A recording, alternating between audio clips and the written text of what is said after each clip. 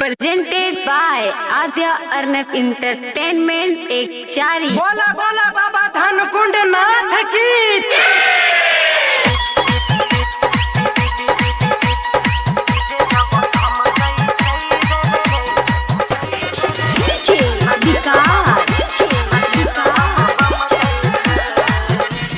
हाँ के डीजे जब धमकई छई रे रे रे नचेल बम बम कई छई के देखी बम छमकई छई के डीजे जब धमकई छई रे रे रे नचेल बम बम कई छई के देखी बम छमकई छई के भंगिया के गोला पियल बम भोला के गांजा के मुहवा में टन कई छई रे रे रे के डीजे जब धमकई छई रे रे रे नचेल बम बम कई छई के देखी बम छमकई छई।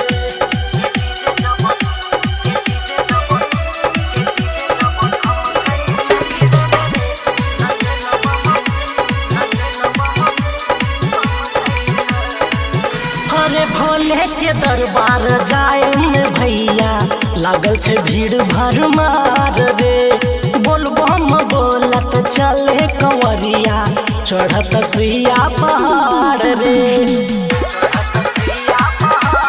हाँ हाँ भोले के दरबार जाए में भैया लागल छे भीड़ भरमार रे बोल बम बोलत चले कंवरिया चढ़त सुइया पहाड़ रे की बात नहीं माने नचला बम फाने कान्हा पे कांवर बम के तो चमकई छई रे रे रे के डीजे जब थमकई छई रे रे रे नचल बम बम कई छई देखी के बम छमकई छई।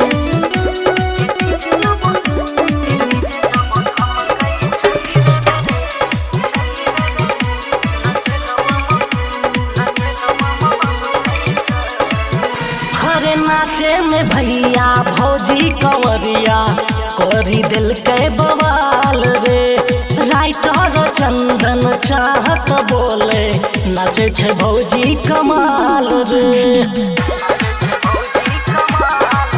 हरे नाचे में भैया भौजी कंवरिया करी दिल के बवाल रे राइटर चंदन सुशील बोले नाचे छे भौजी कमाल रे सजन जी के गाना करे न कोई माना के फुल साउंड डीजे में बजवई छई रे रे रे के डीजे जब थमकई छई रे रे रे नचल बम बम कई छई देखी के बम छमकई छई। आद्या अर्नब रिकॉर्डिंग स्टूडियो एक चारी।